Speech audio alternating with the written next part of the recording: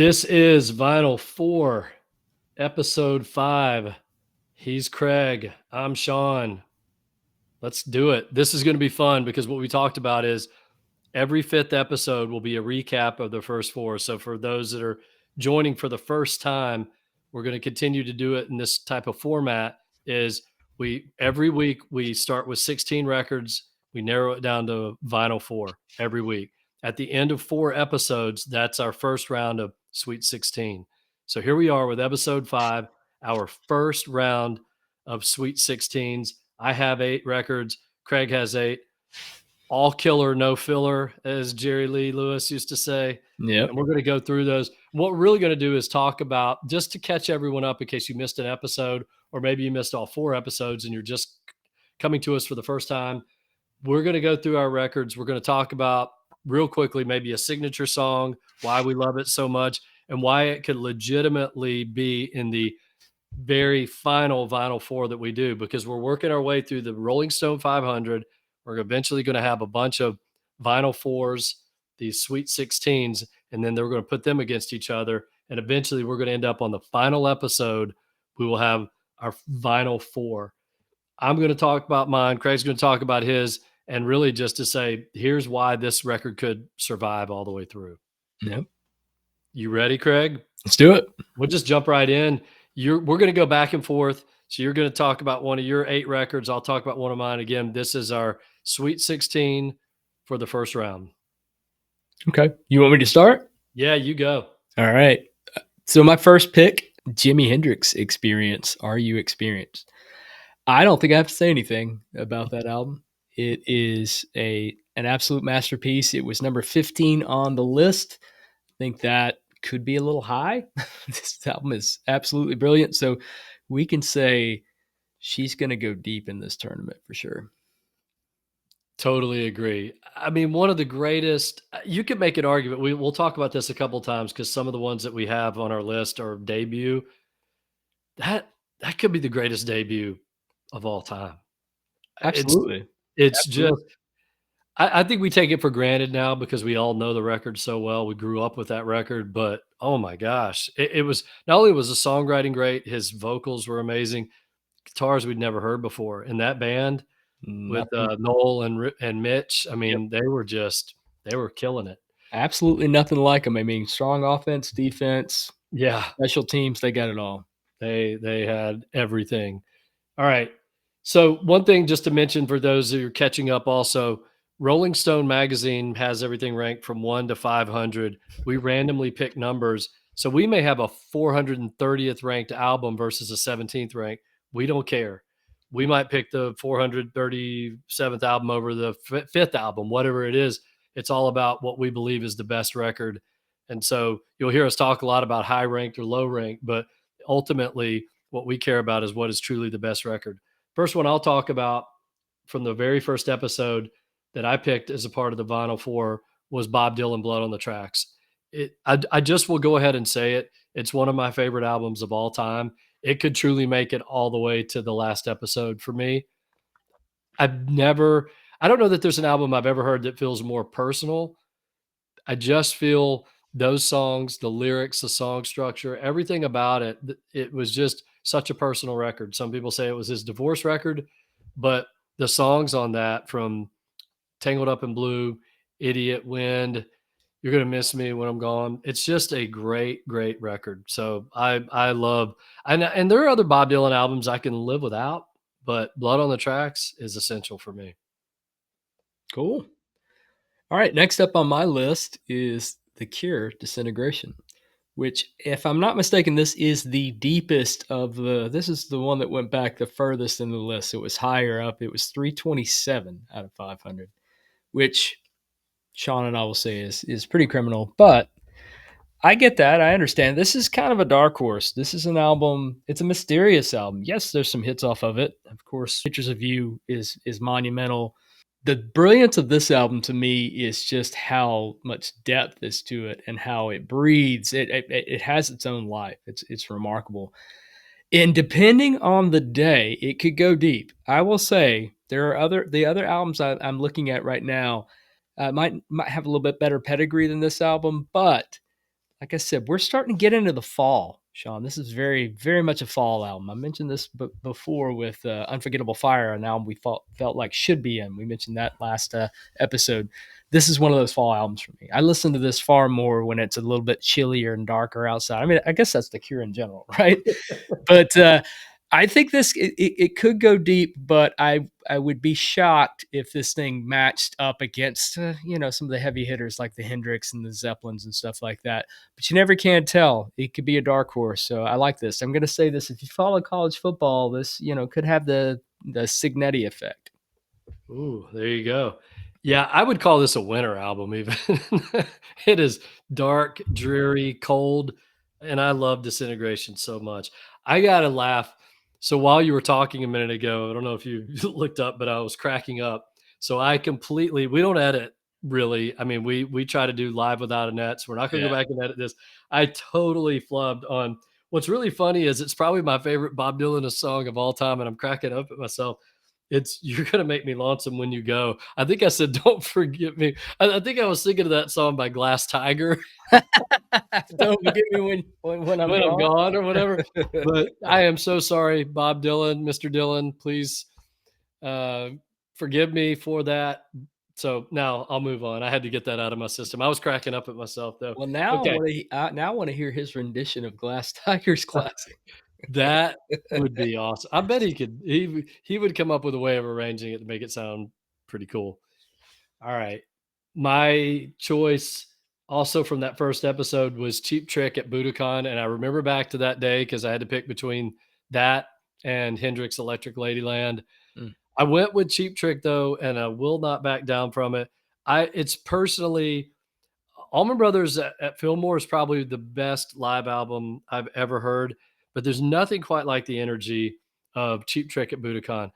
Hello There, I have never heard a song where it captures, especially in that deluxe edition, because it's following them from backstage as they walk up to the stage, and you can hear Robin Zander, I think it was Robin Zander, lead singer, going, "Hey, we're at Budokan."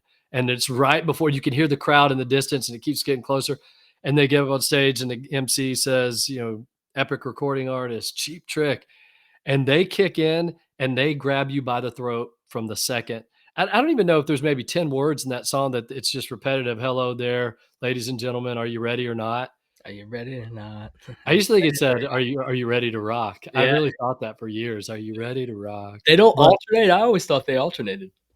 maybe they do. Then I just went to maybe they're just saying, "Are you ready or not?" I have to look that up. That's a really good question. Yeah. I always, for years, I sang it as "Are you ready to rock?" And then I saw the lyrics one day and said, "Oh, he says, are you ready or not?" Oh, But okay. and then they go right into "Come on, come on." It's just what a great live album. Captured a band at a time when no one even knew who they were in the U.S., even though they were from Illinois. They were really an obscure, almost bar band, but they had a moment, they had an audience in Japan, and that album wasn't even slated for release in the US. It was a Japanese only release, Hmm. and then people started special ordering it and in the States, and that's when they decided to release it, and then I Want You to Want Me, the live version, becomes a radio hit, and then Cheap Trick has a dozen hits after that. So Oh, this was the album that kicked it off for them. Love this album. All right, what's your next one, Craig? great choice. Well, my next one isn't man, this is just an absolute blistering album. Came in at 77, AC/DC, Back in Black. I'm telling you, this might be the heaviest album in this list that goes as deep as it will go. I mean, it's going to be really hard to supersede this album. A lot of people that know AC/DC don't realize that this was such a monumental album because they lost their original lead singer. There was nobody like Bon Scott. He was like he's like a brawler, like just a bar fighter.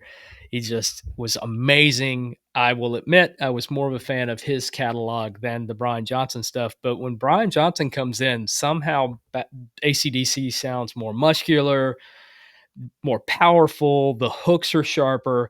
I mean, Back in Black is an absolute classic.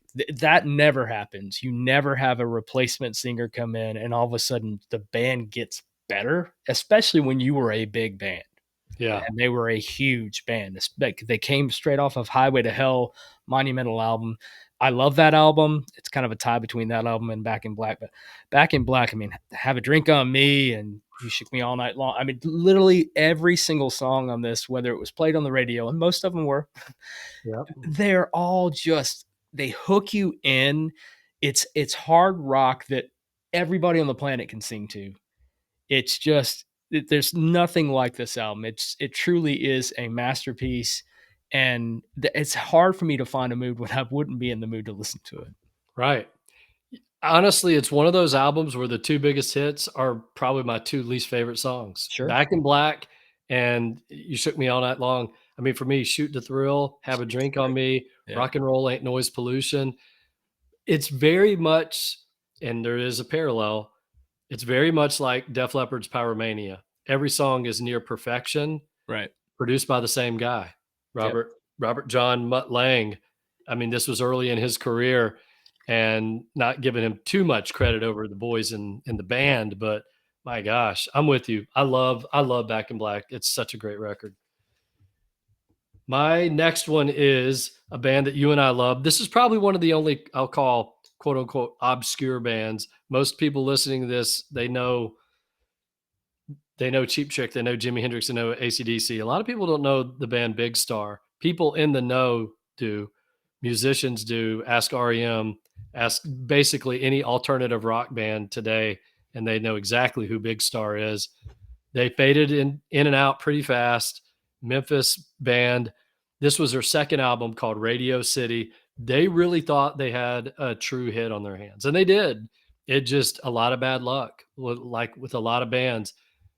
I'll go to the 2 songs I think that really are the signature tunes. One is September Girls. Mm. It's probably the song that they're Out on the Street is a song that was repurposed for that 70s show. So everyone knows that song, even if they don't know the original version is Big Star. But September Girls is a song when people talk about the genre power pop, Yeah. 80% of the people, if they had to go to the Godfather, the OG record, it would be that song September Girls. That's the one that people reference as being the pinnacle power pop masterpiece song. But for me, You Get What You Deserve, it's Excellent just song. such a great song. I love the recording. I love the way the drums sound on that record. Very, very underrated record. I'm so glad it even made the Rolling Stone 500, but this one could go very far for me in this tournament. Good call. Love that album. We also love that my album too. In fact, we really love this album.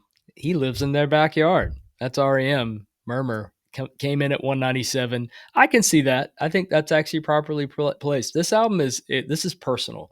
So this is an album to me that I don't think a lot of REM fans, and I put that in air quotes, I don't think a lot of REM fans know that album unless you are deep into REM and know it as intimately as we do. I mean, for me, it's like it's not just Radio Free Europe. It's West of the Fields. It's Pilgrimage. It's just there's so many great songs on it. And the reason I love that album so much is because there's only one hit on it, and it wasn't really a huge hit. It was their breakthrough song that got them on the radio. But I love this album. I will be honest. There's some other albums that could supersede it for sure, but it's all about matchups. You know how it is. You get matched up with somebody, and all of a sudden, you might run into a Penn State. Sorry, guys, I got to throw in some football references here. We're big college football guys. You know what I'm talking about. Somebody might fall flat one day, or just depending on my mood, I don't know what I would do if I did REM Murmur versus Disintegration. I might self implode. I don't know, but this album to me is monumental. I think it stands a good chance to go pretty deep. So I will disagree with you on one thing. We rarely disagree. I think it's the top 100 album of all time. I'm surprised it was that far back for me personally. I mean, maybe I'm a little biased. It's in my backyard. I grew up with this yeah, record. It is. I love that album. If I had that, you got it. It's in your possession to take it as far as you choose. But boy, that one is right up there. That would be tough to vote against. All right. Next up for me, this one was a no-brainer when we went through our rounds and our selections, and that's Led Zeppelin 4. It's it's not even my favorite Zeppelin record, but holy cow, that's like the first 6 albums that they did are just unreal. And Zeppelin 4 is right up there. Obviously, Stairway to Heaven. Everyone knows that song. Everyone knows Black Dog, Rock and Roll. The song for me, and the reason this album could hang around a long time through this tournament is Battle of Evermore. What a way to end an album. Yep. I mean, and it and that kind of to me signaled where they were headed more so than a lot of the other songs on the previous records. That seemed to be the direction they were headed. Yep. Battle of Evermore and When the Levee Breaks. When the Levee Breaks is It the breaks. the That's album ender. Yep. Those 2 songs to me are the standout tracks on the record. Oh, absolutely. That I mean, just for rock and roll and Black Dog and Stairway to Heaven, those 3 songs alone are classic rock. They define Yeah, classic rock. So that album is their pinnacle album. It's once again, it's not my favorite. I don't know if I would ever own it, and that's just yeah, being honest because I've heard it to death. But it's undeniable. Great album. yeah. When the Levee Breaks is probably one of their heaviest songs Oh, too. It's absolutely. slow heavy, right? It's Yep. just yeah, Bon- amazing. John Bonham in full effect there. All Yeah. right, my next one is the Ramones, and it's their self-titled debut. Came in at 33. I think it's a monumental album. I think 33 is a little low, but that's okay. I get it. I actually like Rocket to Russia a little bit better, but that's okay. This album is just it kicks butt. It set the tone for a what I would call kind of rockabilly punk, classic rock. Just like classic 50s kind of almost doo-wop punk. There was not another punk band out there like the Ramones. They had fun. I feel like you could be a true punk and appreciate them, and you could come in from the outside and go, man, these guys are good. They write catchy tunes. Hey, let's talk about the Ramones because we talked about this before. And if Yep. you're curious, there's a little bit of trivia, some tidbits of information, 2 facts that Shawn threw out on round 3. So go back and listen to that. And the reason I say that is there's a tie-in with this, Shawn. I don't know if you knew this, but the Ramones took their name. So where did it come from? Ramones took their name from the alias Paul Ramone, which Paul McCartney used in the early 60s to check into hotels anonymously.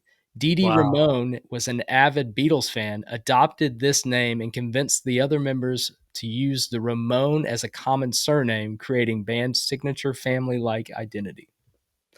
So there you go. A Beatles tie-in. It's funny. We talked about this and we need to look this up. And Yeah. he had given a tidbit on both Revolver and Rubber Soul, 2 of my favorite Beatles albums. So go back and listen to that round 3. It's really cool. Man, I had no idea. All these years I had no idea there was a tie-in to the Beatles. I love that. Yep. This is an easy one to talk about. Marvin Gaye, What's Going On? Mm, It is such a monumental record. It came out at a time when 1971, I mean, the country, the world was in disarray. You had Vietnam, you had the civil rights movement, you had so many things going on, and really culture was changing at the time.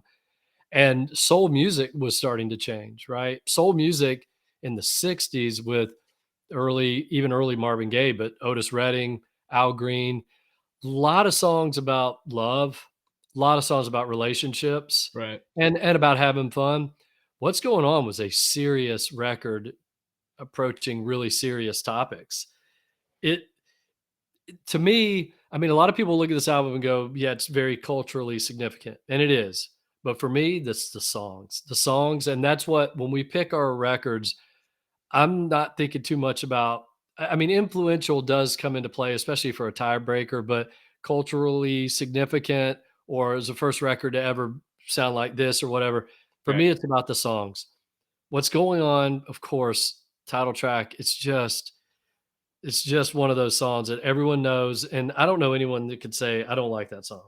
But Right. then you have "Mercy, Mercy Me," the Ecology, Mm-hmm. might even be a better song, actually, if it's possible to be better than What's Going On. It And is. then to end with "Inner City Blues," "Make Me Wanna Holler." Just to close the album out like that, this record truly, and I think in the current Rolling Stone magazine, it's number 1. I don't know. Pet Sounds, there's a couple that I might put above it. This record for me could easily be in my final four. Easily. Yeah, it's one of the greatest Totally. records ever. So, Yeah, I mean, it was social consciousness. It came, like you said, the civil rights movement, and he was saying things that many people were thinking, but just didn't have the guts to say it. And he set the tone. I say Stevie Wonder's his mid period records were very influenced by that, and he spoke his mind too. And those are my favorite records. So, yeah. and to have the audacity and the willingness to speak it out, but then to put the songs behind it, which he and Stevie did, unreal. Yep. Yep. All right. Next up for me, and this is probably the one that was easy. I could see Shawn laughing at me when it came up. But the Kinks, something else by the Kinks. He knows how much I love the Kinks. Just just a remarkable band, overlooked in the grand scheme of the power bands to me. I mean, they really should be spoken, and I think it really is attributed to how just blatantly British they are.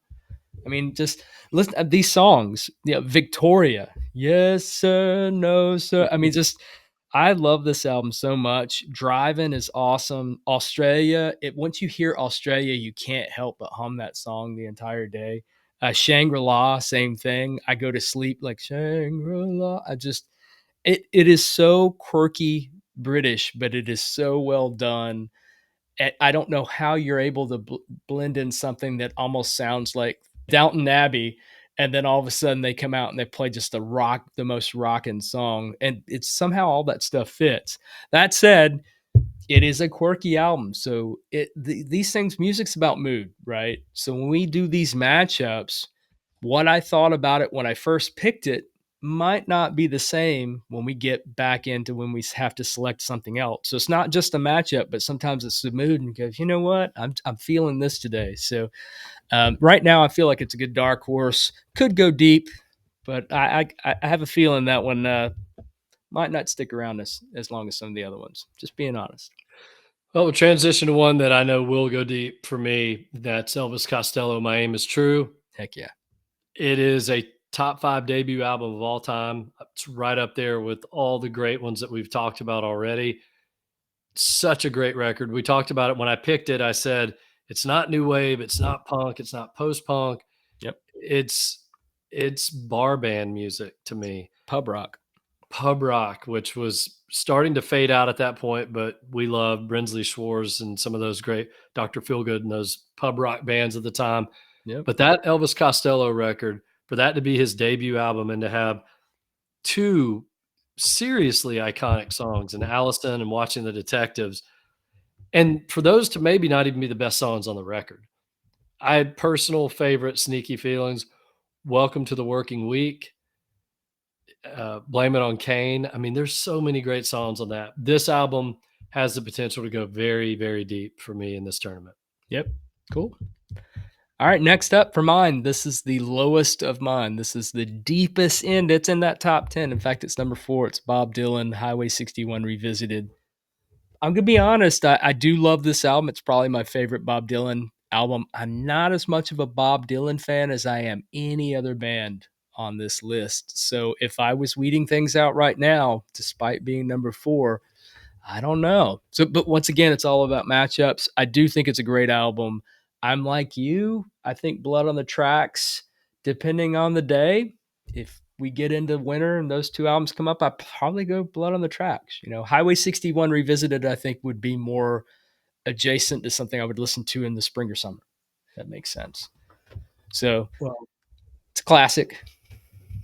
and get prepared for the deluxe edition of Blood on the Tracks that's coming out soon with Don't Forget Me When I'm Gone cover, the Glass Tiger cover that's coming out. Bob's listening right now. He's like, oh, I never thought about recording that song before. Oh, Interesting. yeah. All right. For me, last 2, I'll go the most recent episode. Really easy choice for me on this one, Black Sabbath, Master of Reality. It's actually not my favorite Black Sabbath record, and I'm going to save till later. I'll say what that is because I don't even know if it's on the list actually on the 500. But Crazy. this one still, Children of the Grave, Sweet Leaf. Oh my Sweet gosh, Leaf. Yeah. Uh, You talk about openers.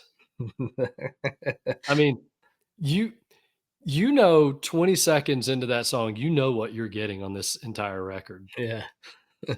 Just incredible. They were at their peak. I don't know how deep this will go. I really don't. Again, it's going to be about matchups. There's another Sabbath record. If it came along, would probably one I'd pick over it if I had to. But it is a really solid choice. I'm very happy about it. Nice. All right, last one for me. Led Zeppelin, Houses of the Holy. That one came in at 148, by the way. We just mentioned Led Zeppelin 4, so we got two Zeppelin albums in here. I would put this over 4 for me personally because, you did have Dire Maker was a huge hit off of it. And of course, what was the other one? Dancing Days, both Mm. great songs. And they're back to back at Dancing Days and then Dire Maker come on the album on side B.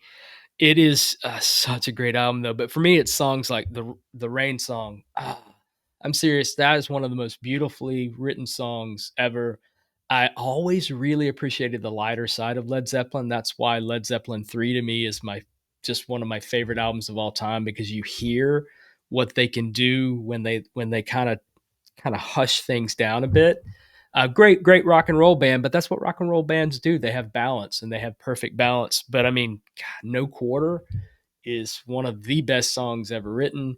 It's just so mysterious and eerie and murky, and it rocks. And it just even if you're not feeling it, you just kind of get wrapped into it. So yeah, this one could definitely go deep. But I've already said it's not my favorite Led Zeppelin. So if you get a little Led Zeppelin on Led Zeppelin action, I don't know what would happen, but this one looks to go pretty deep regardless. Yeah. Last one for me. And I love, how much I love 60s soul. I love the fact that I have two classic soul records as a part of my final eight, my first Sweet 16, Aretha Franklin, Lady Soul.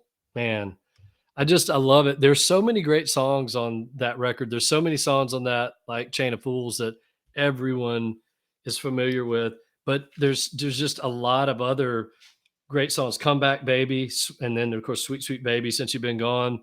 I mean, this has People Get Ready. She does a version of that, and then of course You Make Me Feel Like a Natural Woman. I know that song's been played a million times, but you want to hear just unbelievable vocals. And I don't know what it was. I think part of it was she grew up in the church and then everything that was going on around her, but you could just feel the soul and the hurt and the pain oozing out of her on these songs. And then you could hear the joy some of these other songs. And then with that band was just firing on all cylinders. I I would not be surprised for this, or maybe there's one or two other Aretha albums that could go really deep into the list for me. So there Awesome. we go. That's our Sweet 16. That's the first round of 16. This is episode 5. We'll resume next week with episode 6. Will be another group of 16 down to 4. So we're going to just keep the fun going. What we're going to do, we talked about this earlier. We decided we are going to go ahead and give everyone a preview of next week's matchups so that you could be thinking about them, and you could even maybe go have some fun and do this at a party or at a bar with your friends and go through these matchups. Craig, you go first in round 5. Okay. So you call out your matchups if you want to go ahead and do your 4 matchups, and then I'll call out my 4 matchups, give people something to think about. And then eventually, like I mentioned, we are going to put this on Instagram. We'll post this in advance also. And, we're going to have a lot of fun with this. So take it away. All right. So my first matchup is 44 Patti Smith Horses versus 122 various artists. It was a soundtrack to The Harder They Come classic. What you got? All right. My first matchup will be number 308, The Beatles, A Hard Day's Night versus Patsy Cline, number 236, The Ultimate Collection. All right. And then my next matchup is 54 Ray Charles, The Birth of Soul. Whew, versus, oh man, 429 The Police, Outlandos D'Amour. Not fair, not fair. I am laughing about that because I know how much you love both of those. That's like you couldn't have made a much tougher matchup for Craig than that. Okay. Mine. Ooh, man. This is not going to be easy. Prince, 1999, which comes in at number 163, versus number 91, Elton John, Goodbye Yellow Brick Road. Wow. Ooh, okay. That's a matchup right there. I'm glad we're doing this now. This gives us some time to think about it. All right, so my next matchup is 192, the Flying Burrito Brothers, the Gilded Palace of Sin, the Gilded Palace of Sin versus 297, the Smiths, Meanest Murder. That is really hard. Yeah, glad I have extra time. Yeah. All right. My matchup is 346, Talking Heads. This is now the third time we've seen Talking Heads already. Yeah. This is Stop Making Sense, landmark album, versus, speaking of landmark, number 36, Carole King, Tapestry. Ooh. Yeah. All right, my final matchup is 223, U2 War. Ooh. Versus 449. Here we go again. The Police, Synchronicity. All right. Somebody doesn't like me. No, for sure. Okay. 352, Neil Young and Crazy Horse, Rust Never Sleeps. Whew. Versus number 59, Creedence Clearwater Revival, aka CCR, and their greatest hits package, Chronicle. Man, I'm going to need some time to think about these. These are great matchups. Hey, mix them up if you want, but I think these matchups, if you're out at a party or at a bar with friends going through these matchups, there's a lot of argument to be made. I mean, I could see just alone that last one with Neil Young versus Creedence Clearwater Revival. Yeah. That's a tough pick right there. But those are fun matchups. So we'll be back next week. We're going to go through, and unbelievably, out of that 16, guys, this is what we're dealing with every week. Out of that 16, only 4 of those are going to survive and move on.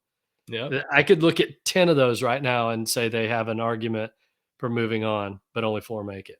And once again, if you're listening to this as a recap, this is not one of those things where you pick the best 4 of these. And I pick the best 2 and you pick the best 2. It is based off the matchup. So the 2 selections that you heard for each of us. And we want you to play along that way too. Kind of make this a fair fight. That's right. All right. Well, I can't wait. Can't wait to get into it. Thank you all for listening. Again, we're Vinyl 4, and we'll see you next week.